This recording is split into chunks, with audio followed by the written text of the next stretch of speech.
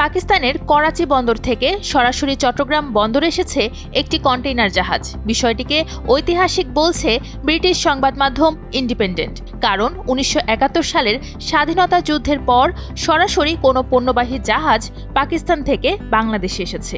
এটি পাকিস্তান বাংলাদেশের জটিল কূটনৈতিক সম্পর্কে উষ্ণতার নতুন দিগন্তের সূচনা করেছে বলেও জানায় সংবাদ মাধ্যমটি। ১৩ নভেম্বর ঢাকায় নিযুক্ত পাকিস্তান হাইকমিশনের এক বিবৃতিতে বলা হয়, সরাসরি জাহাজ পরিষেবা পাকিস্তান ও বাংলাদেশের মধ্যে দ্বিপক্ষীয় বাণিজ্য ও ব্যবসায়িক সম্পর্ক বাড়ানোর একটি বড় পদক্ষেপ। পাকিস্তানের সঙ্গে বাংলাদেশের বাণিজ্যে এতদিন সরাসরি কোনো কন্টেইনার জাহাজ সেবা ছিল না। দুই দেশের বন্দরগুলোর সঙ্গে সাধারণ পণ্যবাহী জাহাজ অনিয়মিতভাবে চলাচল করছে। দুই দেশের বাণিজ্য বিলিয়ন ডলারের কম। তবে ব্যবসায়ীরা বলছেন, পাকিস্তানের সঙ্গে বাংলাদেশের যে বাণিজ্য রয়েছে তাতে সরাসরি কন্টেইনার জাহাজ সেবা চালুর মতো পরিস্থিতি তৈরি হয়নি। জাতীয় রাজস্ব বোর্ড জানাচ্ছে, গত অর্থবছরে পাকিস্তান থেকে আমদানি হয়েছে ৭৪ কোটি ৪৫ লাখ ডলারের পণ্য। এর মধ্যে রপ্তানিমুখী শিল্পের কাঁচামাল, সুতা কাপড় ও প্রস্তুত চামড়া ছিল ৭৯% বা ৫৯ কোটি ডলার। আবার একই সময়ে পাকিস্তানে রপ্তানি হয় ৬ কোটি ২৪ লাখ ডলারের পণ্য।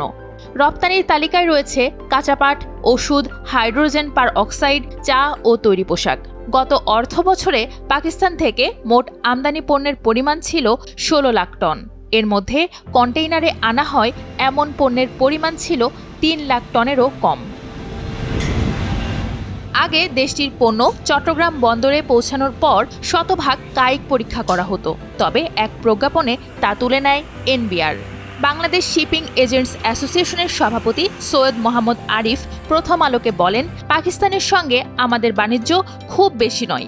আমদানিতে কড়াকড়ি শিথিল করাই হয়তো সামনে বাড়তে পারে, এজন্যই এই সেবা চালু হতে পারে।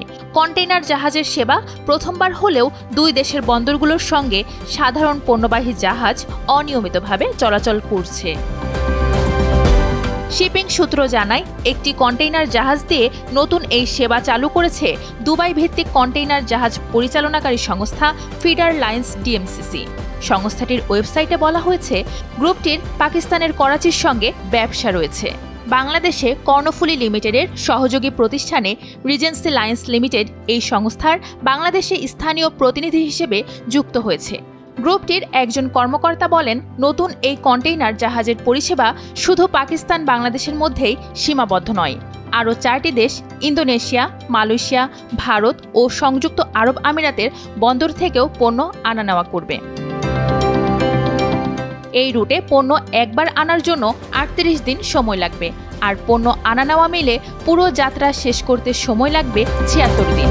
এখন পর্যন্ত MV-1 জিয়ান ফাজহং নামে একটি জাহাজ দিয়ে এই সেবা দেওয়া হচ্ছে।